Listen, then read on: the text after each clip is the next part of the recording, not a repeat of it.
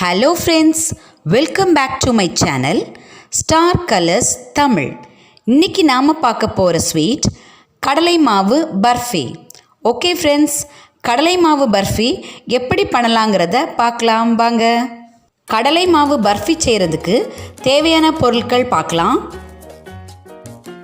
1 cup கடலை மாவு, 3/4 cup சீனி, அரை கப் தண்ணி, 1/4 கப் நெய், 1/4 கப் குட்டி குட்டியாக நறுக்கின பாதாம். இப்போ கடாயை அடுப்பில் வச்சுட்டு கடாய் நல்லா சூடானதும் நாம் எடுத்து வச்சுருக்கிற 3/4 கப் சீனியை அதில் போடுங்க. போட்டுட்டு அரை கப் தண்ணி அதில் விடுங்க. விட்டுட்டு நல்லா கொதிக்க விடுங்க.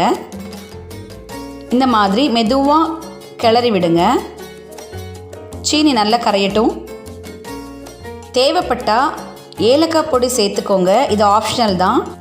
இந்த மாதிரி கொதித்து சீனியெல்லாம் கரைஞ்சி வரணும்.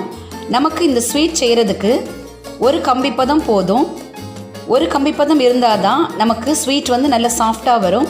2 கம்பிப்பதம் அந்த மாதிரி ஆயிடுச்சுன்னா ஸ்வீட் ரொம்ப ஹார்ட் ஆகிடும். அப்புறம் நமக்கு கடித்து சாப்பிட்றதுக்கு கஷ்டமாக இருக்கும், பல்லு பத்திரம்.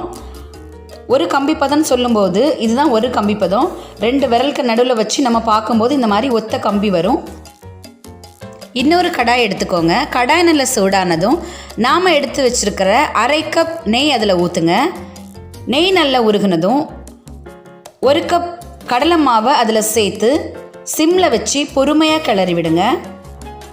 கிட்டத்தட்ட ஒரு 5 நிமிஷத்துலேருந்து 8 நிமிஷம் வரைக்கும் ஆகலாம்.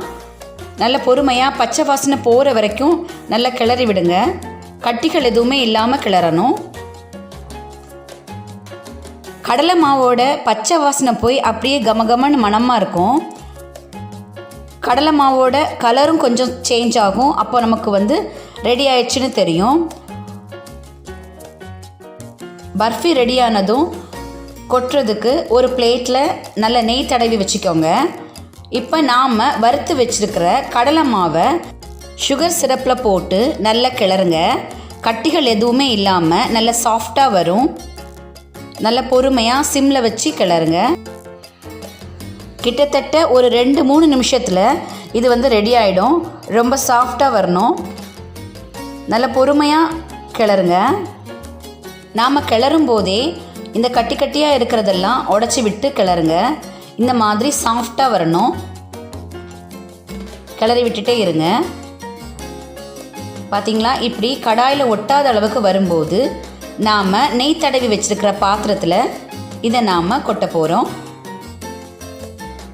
இந்த மாதிரி எல்லாத்தையும் பொறுமையாக நெய் தடவின பாத்திரத்தில் கொட்டுங்க.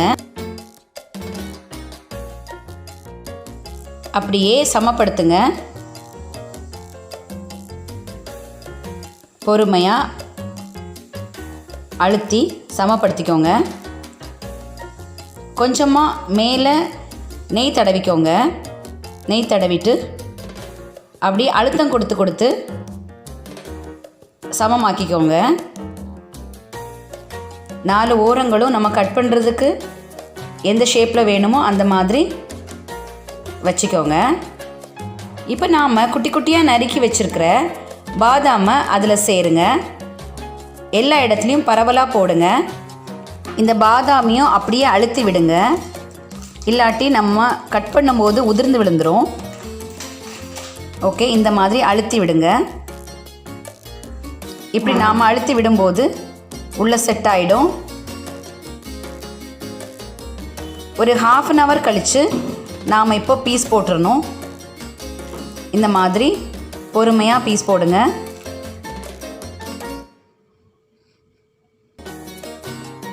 இந்த ஸ்வீட் பண்ணுறது ரொம்ப ஈஸி தான்.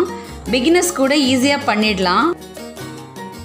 மைசூர் பாக் பண்ணுறதுக்கு தான் நம்ம கரெக்டான பதம் வேணும். இதுக்கு அந்த மாதிரிலாம் கிடையாது. பாருங்கள், எவ்வளோ குயிக்காக நம்ம செஞ்சிட்டோம். இப்போது ஒரு 1/2 hour கழித்து நாம் ரெடி பண்ணி வச்சுருந்த பர்ஃபியை இப்போ நான் உங்களுக்கு உடச்சி காமிக்க போகிறேன். பாருங்கள் எவ்வளோ சாஃப்டாக உடையுதுன்னு. ஓகே ஃப்ரெண்ட்ஸ், இந்த கடலை மாவு பர்ஃபி உங்களுக்கு ரொம்ப பிடிச்சிருந்ததுன்னா லைக் பண்ணுங்கள், ஷேர் பண்ணுங்கள், கமெண்ட் பண்ணுங்கள். மறக்காமல் நம்மளோட சேனலை சப்ஸ்கிரைப் பண்ணுங்கள். அப்படியே பக்கத்தில் உள்ள பெல் ஐக்கானை கிளிக் பண்ணுங்கள். அப்போ தான் நான் போடுற வீடியோஸ் எல்லாம் உங்களுக்கு நோட்டிஃபிகேஷனில் வரும். Thank you friends. தேங்க்ஸ் ஃபார் வாட்சிங்.